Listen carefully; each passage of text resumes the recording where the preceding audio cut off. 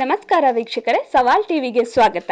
ನಾನು ಶ್ರುತಿ. ಇಂದು ನಾವು ನಟ ಪ್ರಭಾಸ್ ರವರ ಬಗ್ಗೆ ತಿಳಿದುಕೊಳ್ಳೋಣ.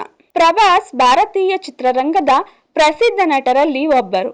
ಅವರ ಪೂರ್ಣ ಹೆಸರು ಉಪ್ಪಲಪಾಟಿ ವೆಂಕಟ ಸತ್ಯನಾರಾಯಣ ಪ್ರಭಾಸ್ ರಾಜು. ಪ್ರಭಾಸ್ ಅವರ ತಂದೆ ಉಪ್ಪಲಪಾಟಿ ಸೂರ್ಯನಾರಾಯಣ ರಾಜು ಹಾಗೂ ತಾಯಿ ಶಿವಕುಮಾರಿ.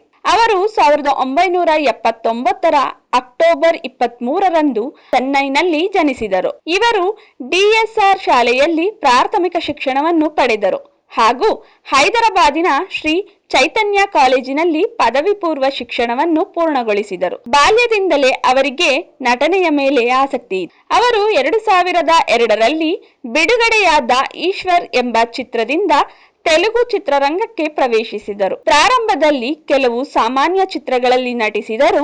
2004ರಲ್ಲಿ ಬಿಡುಗಡೆಯಾದ ವರ್ಷಂ ಚಿತ್ರವು ಅವರಿಗೆ ದೊಡ್ಡ ಯಶಸ್ಸು ತಂದಿತ್ತು. ಈ ಚಿತ್ರದ ಮೂಲಕ ಅವರು ಜನಪ್ರಿಯ ನಟನಾಗಿ ಗುರುತಿಸಿಕೊಂಡರು. ನಂತರ ಛತ್ರಪತಿ, ಮಿರ್ಚಿ, ಡಾರ್ಲಿಂಗ್ ಮುಂತಾದ ಹಿಟ್ ಚಿತ್ರಗಳಲ್ಲಿ ಅಭಿನಯಿಸಿದರು.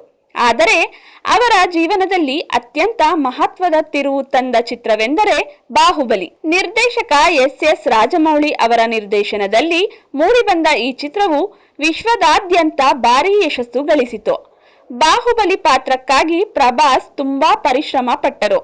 ದೇಹದ ತೂಕ ಹೆಚ್ಚಿಸಿಕೊಂಡು ಶಾರೀರಿಕ ತರಬೇತಿಯನ್ನು ಪಡೆದು ಪಾತ್ರಕ್ಕೆ ಸಂಪೂರ್ಣ ನ್ಯಾಯ ನೀಡಿದರು. ಈ ಚಿತ್ರದಿಂದ ಅವರು ರಾಷ್ಟ್ರ ಮಟ್ಟದಲ್ಲೇ ಅಲ್ಲ, ಅಂತಾರಾಷ್ಟ್ರೀಯ ಮಟ್ಟದಲ್ಲಿಯೂ ಖ್ಯಾತಿ ಪಡೆದರು. ಇತ್ತೀಚಿನ ವರ್ಷಗಳಲ್ಲಿ ಸಾಹೋ, ರಾಧೆ ಶ್ಯಾಮ್, ಸಾಲಾರ್ ಮುಂತಾದ ಚಿತ್ರಗಳಲ್ಲಿ ನಟಿಸಿ ತಮ್ಮ ಅಭಿನಯದ ಕೌಶಲ್ಯವನ್ನು ತೋರಿಸಿದ್ದಾರೆ ಹಾಗೂ ಅವರು ಮಿರ್ಚಿ ಚಿತ್ರಕ್ಕಾಗಿ ಆಂಧ್ರಪ್ರದೇಶದ ಸರ್ಕಾರದ ಅತ್ಯುತ್ತಮ ನಟ ಪ್ರಶಸ್ತಿಯನ್ನು ಗೆದ್ದಿದ್ದಾರೆ. ಪ್ರಭಾಸ್ ಅವರ ಸರಳತೆ ಮತ್ತು ವಿನಯವು ಜನರನ್ನು ಆಕರ್ಷಿಸುತ್ತದೆ.